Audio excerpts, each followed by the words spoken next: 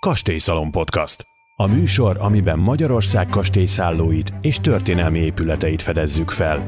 Dőlj hátra és élvezd a régi idők eleganciáját, az izgalmas történeteket, a modern élményeket, a gasztronómiát és a természet közelségét. Sziasztok, én Győri Lívia vagyok, ez ismét a Kastélyszalon Podcast, és a mai témánk a velünk élő történelem. A magyarországi kastélyokról és érdekes történelmi kapcsolódásokról beszélgetünk ma egy kastélyszálloda ügyvezetőjének szemszögéből. A vendégem Tömösvári Szilvia, a Prónai kastély ügyvezetője. Szia, Szilvi! Szervusztok! A hazai kastélyoknak, köztük a szövetség kastélyainak is gazdag, fordulatos története van, és szerintem nagyon jó látni, hogy az elmúlt években kapott ismét ez egy nagyobb hangsúlyt, hogy ezeket az értékeket megmentsék, sőt be is mutassák a közönségnek. És adódik a kérdés, hogy egy-egy ilyen értékmentő feladat előtt és közben hogyan tudják restaurálni úgy az adott épületet, hogy az megőrizze a korabeli szépségét, illetve mi volt át, és hogy milyen módszerek vagy források vannak erre. Azt hiszem, hogy most ez egy könnyebb feladat már, mint mondjuk 15-20 évvel ezelőtt volt. Most már nagyon sok minden elérhető online, és nem kell azt a klasszikus levéltári kutatást megcsinálni, amit évtizedekkel ezelőtt biztos, hogy óriási munka volt, most is nagy munka egy kutató munkát végigcsinálni, de talán könnyebben elérhetőek az anyagok, és igazából nem is tudom, hogy ezt honnan kezdjem. Nekünk volt egy óriási segítségünk, amikor a kastélyt megvásároltuk, mert hogy Józsefnek volt egy gimnázium osztálytársa, Laszlowski József professzor úr, egy régész professzor, és igazából végig ő volt a segítségünkre. Tehát bárminek neki akartunk kezdeni, akkor ő mindig adott nekünk ehhez egy javaslatot, hogy mit lehet és mit nem lehet. Az ő segítségével a kötelező falkutatási munkákat elvégeztük. Fontos az, hogyha nem tudom hány centénél lejjebb ás az ember egy műemlékparkban, akkor ahhoz is kell régésznek a felügyelete, úgyhogy nekünk ez egy élvezetes munka volt, igazából csinálnám újra. De hogyan zajlik egy ilyen kutató munka? Picit segíts nekünk, hogy így laikusként betekintést nyerjünk egy ilyenbe. Ugye mondtad, hogy volt azért segítségetek, ami ez egy nagyon hasznos dolog, de hogy hogyan kezdtetek neki ennek az egész nagy munkának? Tehát miután ez a gyönyörű műemléképület együttes a tulajdonunkba került, akkor abban a pillanatban elkezdett minket érdekelni, hogy itt mi volt. Ki volt a tulajdonos, az épületeket hogyan adták, vették egymás között az emberek, és például egy óriási segítség az, hogy felelhetőek azok a régi térképek, amik nagyon jól mutatják, hogy például az épületeknek az alaprajza az évszázadok során hogyan működött, hogyan változott. És ezek olyanok, mint a mai légifelvételek. Ezek részben katonai rajzok, és aztán utána pedig egy óriási munkát végeztek a Habsburgok, ők megcsinálták a kataszteri térképeket, és ezek a térképek, tehát például Alsópetényről, 1868-ról van pontos képünk, egy Habsburg térképnek köszönhetően, úgyhogy pontosan lehet rekonstruálni, hogy 1868-ban a jelenlegi épületek közül mi volt már meg, mi került utána átalakításra, mit bontottak le. Ez például egy nagyon-nagyon izgalmas dolog. Úgyhogy ezeket a térképeket levéltárból ki lehetett kérni, most már sokkal könnyebb dolgunk van, mert ez most az interneten is, ha az ember előfizet erre a levéltári adatbázisra, akkor ezeket pillanatok alatt elő tudja hívni. Nyilván egy kastély, vagy egy kastélyszállodának a megújítása, felújítása azért nem kis feladat, mondjuk így a szakemberek számára is, tehát hogy nem olyan, mint mondjuk egy családi házat felépíteni, vagy felújítani. Itt például mik a szabályok, hogy ki az, aki egyáltalán amellett, hogy említetted, hogy régészek jelenlétében kell ennek történnie, de hogy ki az, aki egyáltalán hozzányúlhat egy ilyenhez, tehát hogy ilyenkor mondjuk kit hívsz föl, hogy ebben segítségre van szükséged. Hát mindenképpen kell egy jó építész hozzá, és egy olyan építész, aki rendelkezik a megfelelő jogosítvánnyal ahhoz, hogy műemléképületeknek a tervét elkészítse, úgyhogy szerintem ez a legfontosabb. És annak idején, amikor mi elkezdtük a tervezést, ez 2009-2010-ben volt, akkor a tervezők által elkészített tervet, azt még annak idején a tervtanács elé kellett vinni, ez fent volt a Várban, és ott egy komoly bizottság előtt kellett bemutatni, nem csak a műemléképületek felújítására vonatkozó terveket, hanem az új épületeknek a terveit is. Mert ez is nagyon fontos szerintem, hogy ezekbe a műemlék épületekbe nagyon sok funkciót, ami már főleg az ember vendéglátással szeretne foglalkozni, vagy szállodát szeretne adott műemlékben üzemeltetni, nagyon sok funkciót nem lehet bevinni ezekbe a műemlékekbe, és nem is érdemes, tehát egy barokk kastélynak a pincéjében nem építenék wellness-t, és akkor sorolhatnám még, és ebből az következik, hogy a területre ízléses módon és harmóniában a régi épületekkel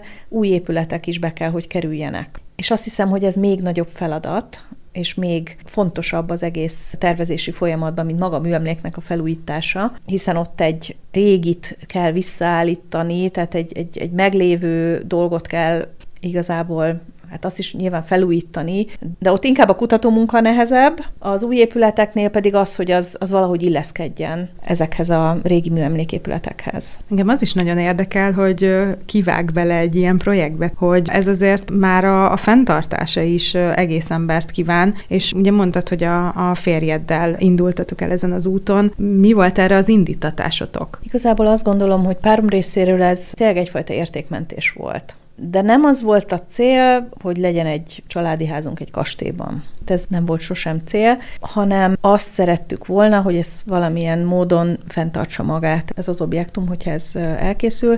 És az volt a célunk, hogy a saját másik vállalkozásunk, egy informatikai vállalkozás részére a kollégáknak tudjunk tréninghelyszínt biztosítani, külföldi ügyfeleket tudjunk vendégül látni, tehát ezt szerettük volna, de azt is tudtuk, hogy ebből nem fogjuk tudni fenntartani a kastélyt, tehát elkezdtünk azon gondolkozni, hogy mi az a funkció, amit ide el tudunk képzelni, és akkor ezt próbáltuk igazából ide álmodni. Nyilván piackutatást csináltunk előtte, milyen rendezvényeket lehet ide kihozni, mert azt is azért még elmondanám, hogy mi nem az a klasszikus kastélyszálloda vagyunk, hanem mi inkább vagyunk rendezvényhelyszín, és a rendezvényeinkhez biztosítunk a vendégek számára szállást. Úgyhogy ezt mi körbejártuk, és volt a fejünkben egy koncepció, hogy ezt hogyan tudjuk megvalósítani. De kötődünk a kastélyokhoz, szeretjük a történelmet, és járjuk az országot, járjuk a világot, és igyekszünk megnézni azokat a helyeket, amik akár itt Magyarországon is az elmúlt években fantasztikus módon felújításra kerültek, úgyhogy ez minket inspirál.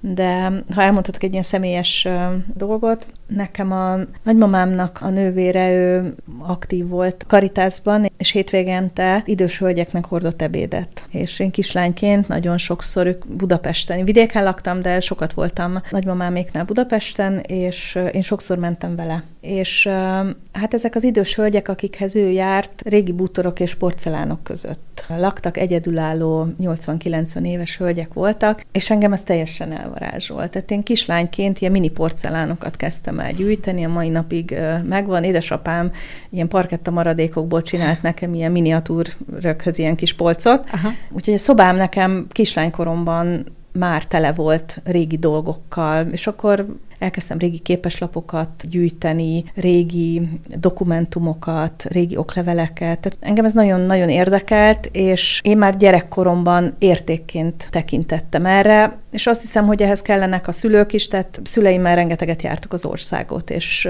kastélyokat, várakat, múzeumokat látogattunk. Én most ezt tettem a saját fiammal is, és ez a műemlékeknek, vagy művészeteknek a szeretete, ezt én most azt látom, hogy most 19 éves, de ez ő benne is megvan. Úgyhogy szerintem ez nagyon-nagyon fontos az a dolog, amit az ember otthonról hoz. De akkor neked egész régre nyúlik vissza tulajdonképpen ez az érdeklődés, vagy ennek a szeretete, és mondtad, hogy újra kezdenéd, és ha jól tudom, akkor még mindig kutatsz a Prónai kastély és a hozzá kötődő nemesi családok története után most már ugye a digitális archívumban, és arra lennék kíváncsi, hogy eddig milyen érdekességekre bukkantál a kutatásaid során a Prónai kastéllyal kapcsolatban. Ez nagyon érdekes, nem tudom, mondhatom-e, hogy ez mi ez az adatbázis, tehát hogy ez az Arcanum, és ez az egész úgy indult, hogy a Covid alatt egyik internetes portálon egy hónapig ingyenesen elérhető volt. És én, lehet ezt így mondani, én akkor kattantam erre rá.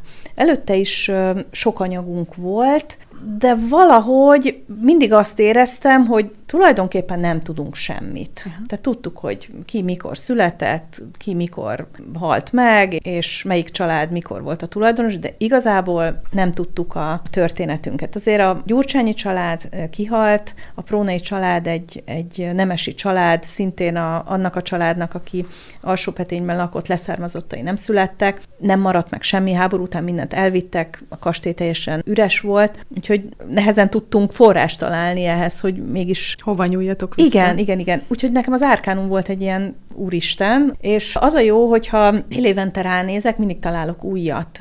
Úgyhogy is azt gondolom, hogy ezt folyamatosan töltik, folyamatosan digitalizálják be a régi dokumentumokat, úgyhogy itt fantasztikus csemegék vannak. Mondj már egy-két példát. Például én nem gondoltam volna, hogy az 1800-as évek végén Prónai Mihály egy órákat gyártó cég reklámjához ajánlást ad a bolondistok élcnapnak a hasábján, tehát úgy kell elképzelni, hogy van egy óra reklám, és alatta apró betűsen Prónai Mihály ajánlja mindenkinek, hogy ő neki ez mennyire jól működik már egy éve ez az óra, és hogyha most venne egyet, akkor most is biztos, hogy csak ezt az órát venni. De például azt sem gondoltam volna soha, hogy Prónai Mihálynak és feleségének, gróf Batthyány Feliciának az esküvője Svájcban volt.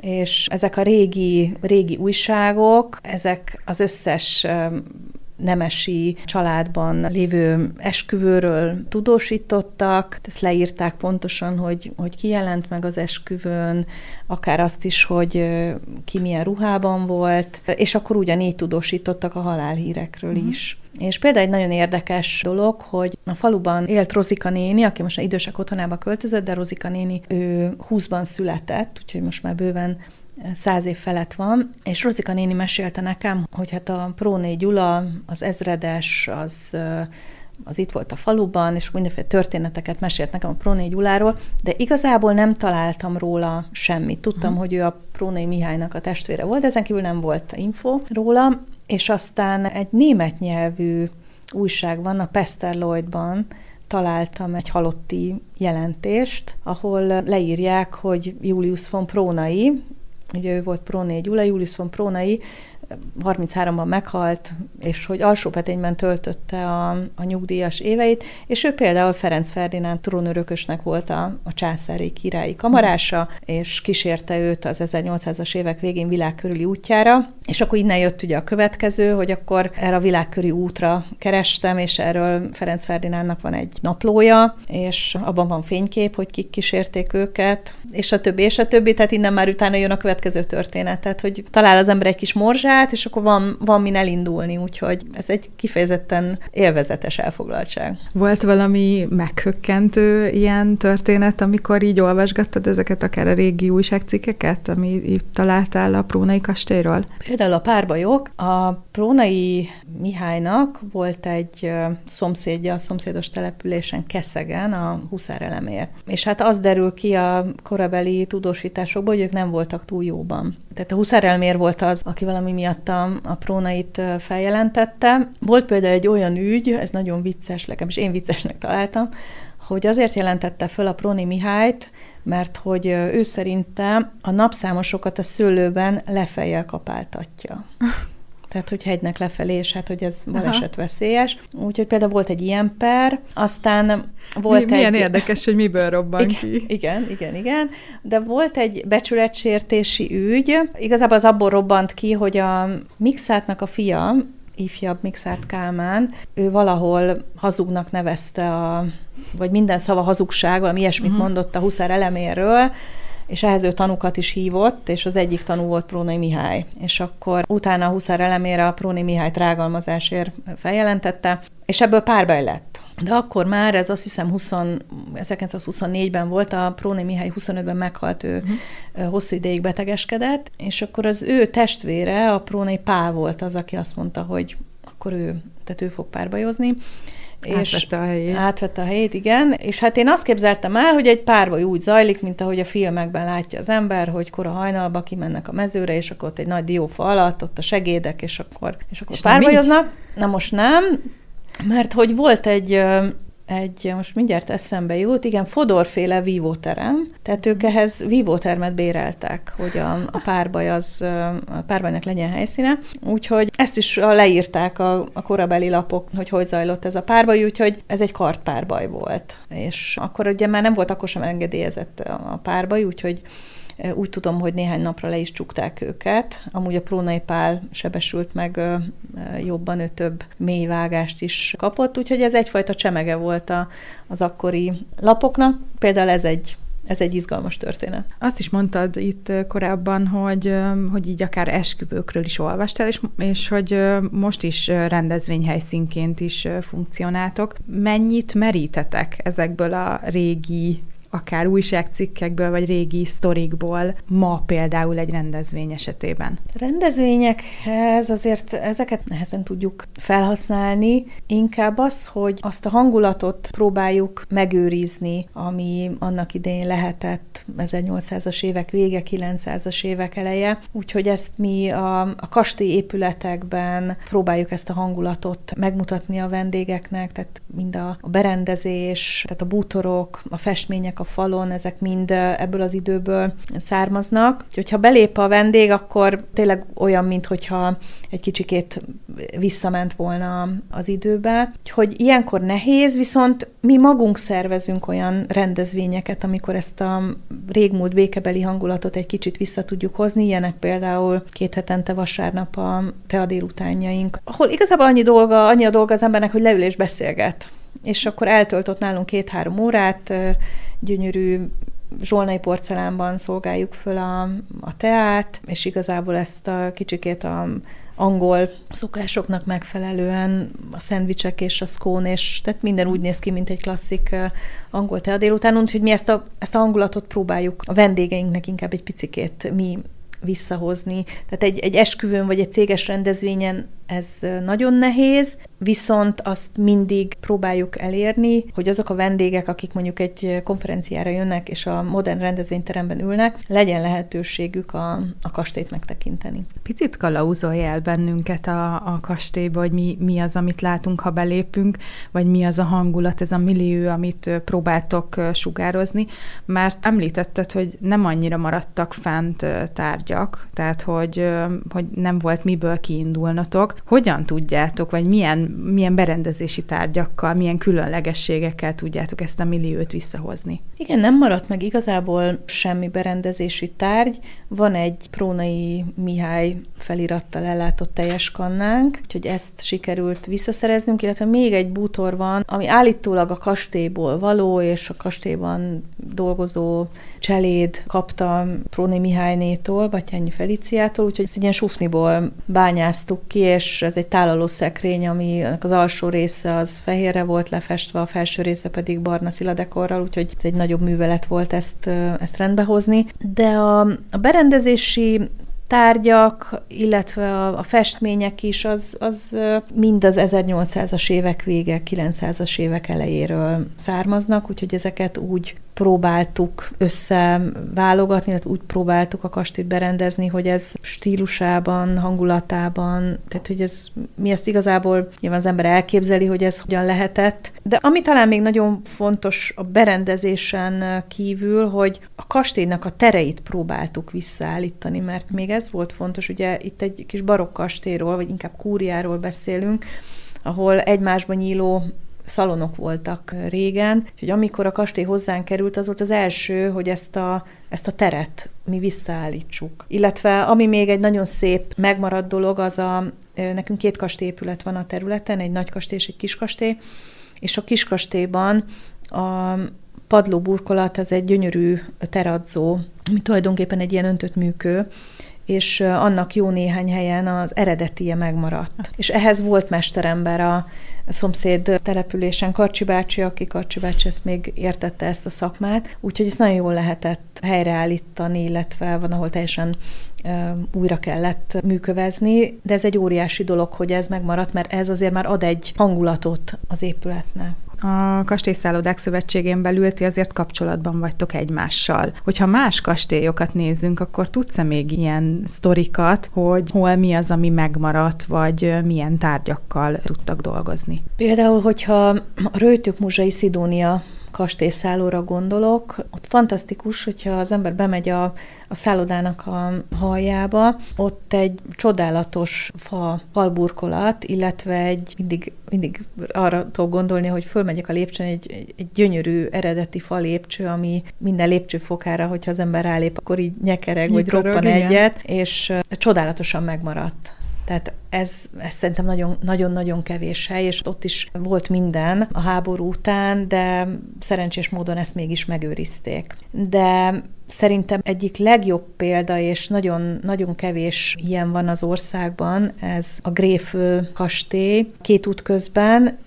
Úgy tudom, hogy az egyetlen megmaradt szecessziós kiskastély Magyarországon, igen. És például ott a falkutatások során kiderült, hogy voltak falfestések a falon, és a tulajdonosok hihetetlen munkát végezve, de ezeket felkutatták, ezeket a falfestéseket, és aprólékos munkával, és nem tudom én, hogy mennyi munkaóra kellhetett ehhez, de restaurátorok ezt visszaállították. De úgy tudom, hogy ők a nyilászárókat is az eredetinek megfelelően után gyártatták, tehát ott óriási kutatómunkát végeztek ahhoz, hogy ténylegesen visszaállítsák az eredeti állapotot, úgyhogy azt gondolom, hogy fantasztikus, és ami még szerintem példaértékű, hogy ez az épület nem minősült műemléknek, amikor ezt megvették, de ők műemlékké minősítették. Úgyhogy hát azt hiszem, hogy ilyen sem nagyon hallott az ember, mert mindenki úgy tekint a műemlékre, hogy ez egy probléma, és problémás a felújítása. Mi ezt pedig pont másképp látjuk, hanem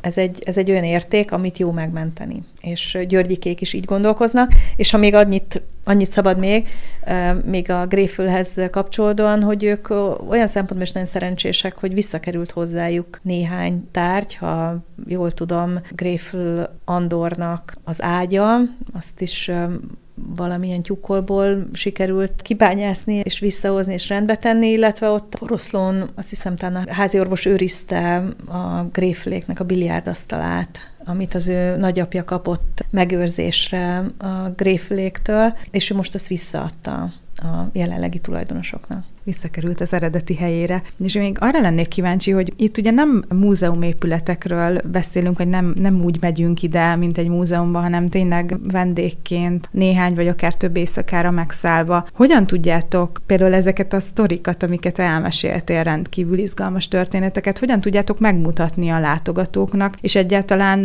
mennyire kíváncsiak erre, hogy milyen élményekkel mennek haza onnan, hogy mennyire tudják egyáltalán, hogy hova mennek, vagy hol töltenek néhány éjszakát? Nekünk az nagyon fontos, hogy ne csak a szálló vendégek tudják megnézni a Prunai kastélyt, úgyhogy mi igaz nem vagyunk múzeum, de be lehet hozzánk jelentkezni kastélysétára.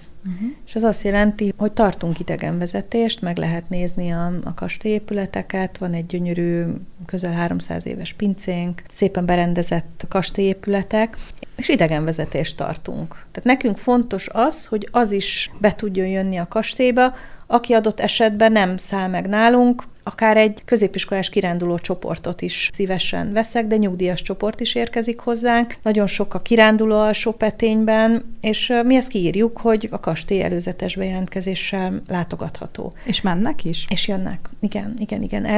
Erre nagy igény van, és annak ellenére, hogy ez privát tulajdon, magánterület, mi akkor is azt szeretnénk, hogy ezt tulajdonképpen bárki megnézhesse, és mi elmondhassuk, hogy milyennek az épületnek a története, és kik laktak itt, és akár ezeket a sztorikat, amiket én itt az évek során összegyűjtöttem, ezeket elmondhassuk a vendégeknek. Úgyhogy a mi recepciósaink, illetve a részlegvezetők, ők ezeket a kastélysétákat meg tudják tartani a vendégeknek. De azért ehhez kell egy elhivatottság a ti munkatársaitoktól is, hogy ez azért több, mint egy recepciós feladatköre tulajdonképpen, nem? Hát aki egy kastélyban dolgozik, annak nagyon sok mindenhez kell értenie. Úgyhogy nálunk a felszolgáló sem csak felszolgáló, a recepciós sem csak recepciós. Én azt gondolom, hogy ez akkor működik jól, ha együtt élünk a kastéllyal. hogyha erre mindenki úgy tekint, mint egy értékre. És ez nagyon fontos, hogy ez a kollégáknak is átmenjen. És mi nagyon szerencsésnek mondhatjuk magunkat, mert egy nagyon szuper csapattal dolgozunk, és ők szerintem pont azt látják itt, amit mi is szeretnénk, hogy itt legyen, és ők ezt tudják a vendégeknek továbbadni. Szilvi, nagyon köszönöm a beszélgetést, és ezt a rengeteg sok izgalmas és szórakoztató történetet, amit megosztottál velünk, és hát én arra buzdítok mindenkit, hogy akár iskolás csoportok, vagy akár természetjárók is menjenek el, jelentkezzenek be, és akár vegyenek részt a Prónai Kastélynak egy ilyen körbevezetésén. Nagyon szépen köszönöm a beszélgetést. Köszönöm szépen én is, és szeretettel várunk mindenkit Alsópretényben. Hamarosan újra találkozunk a Kastélyszalonban. Addig is kövessetek minket TikTokon, YouTube-on, Instagramon és Facebookon.